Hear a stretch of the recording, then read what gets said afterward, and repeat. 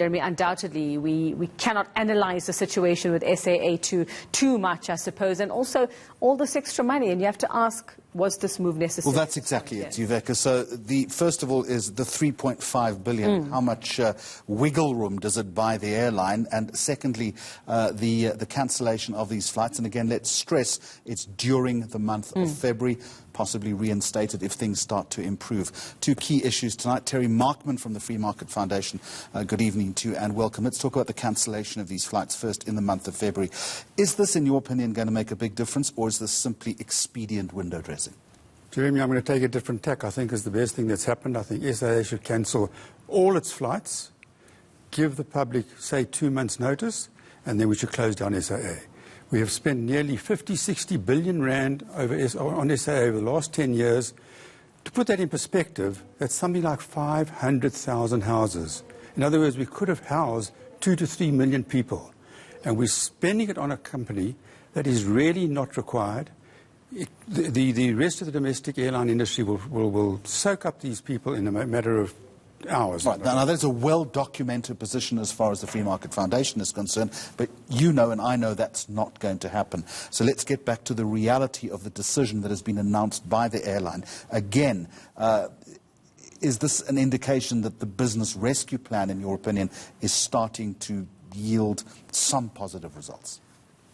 I'm not sure how to read it at all. The business rescuer, Mr. Mattison, hasn't made any comments from what I can understand.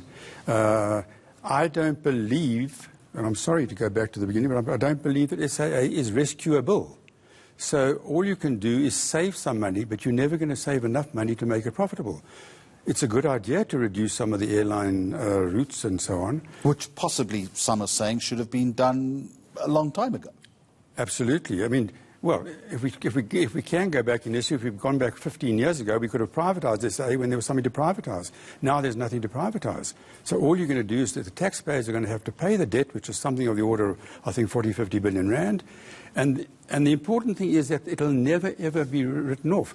So every year that you keep SAA afloat, you're probably going to have to subsidise it a further. It used to be 6 billion rand. It's now probably 7 or 8 billion rand. Because people are no longer flying SAA, which I would encourage them, and this may sound traitorous, I would encourage them not to fly SAA so that SAA can be liquidated or can be certainly sold off for a nominal amount, but let's say liquidated, and then the country will save 6 or 7 billion rand every year. And no one will ever feel the difference because they will all be able to fly on other airlines. That is a view. Why then is there this desperate desire to keep the national carrier aloft? Is this simply hubris then? It's a political, and it's very easy for a politician to spend your money and my money. It costs them nothing. I mean, I think for DBSA, the Development Bank of South Africa, to subsidise this to 3.5 billion rand, I don't even know if it's legal, because I don't even think that they're entitled to do that. They're supposed to be there to provide infrastructure, not to bail out a bankrupt company. And I think that somebody should actually go to DBSA and say, on what grounds have you done this? We are just throwing good money after bad money. So the 3.5 billion then that the Development Bank has given, there's an immediate 2 billion rand drawdown on that, which the airline can have. I mean, the reality is, what's that money going to be used for? Well, it's just going to be used to roll it over so they can carry on paying salaries and so on. But it's never going to be used to actually get the airline straight, which is what we were talking about. I just want to put something in perspective. In the early 90s, SAA had nearly 100% of the market. Call it 97%, nobody knows exactly. To date, the domestic airline, the SAA has a domestic market share of, I understand, only 10%. Do you understand that 80% of market share has been privatised, so to speak, over the last 10 or 15 years? We're only talking about another 10% now. Let's just get on with running the business. And by the way, it's not only that you're subsidising passengers, but you're subsidising richer people, which are the passengers, at the expense of the poor. It just seems to me completely wrong. And so I just want to answer your question another way. The people who are running this, I'm afraid to say people like Prabhu Gordhan, will do anything to save state-owned enterprises, because that's their whole mindset.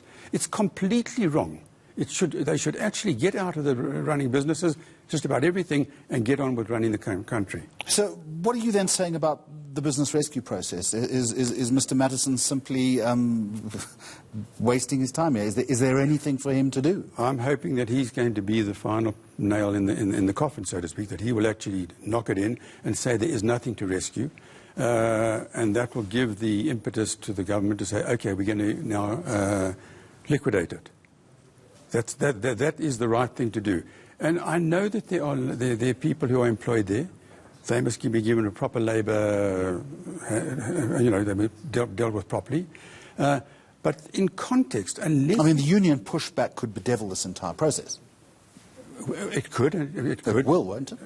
Well, the union, funny enough, I understand, are talking about actually subsidising it so that they can have more and more of their people employed. But you can't do this. You're literally flogging the proverbial dead horse. I mean, it really is the case with that. I just want to say to you that people are focusing on the 5,000 people employed by SAA, and it's very sad that these people probably will lose their jobs.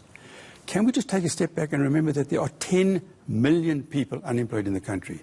And unless we start getting some of these things right, we're never going to solve the big problem. Thank you very much for joining us tonight from the Free Market Foundation. That is Terry Markman. And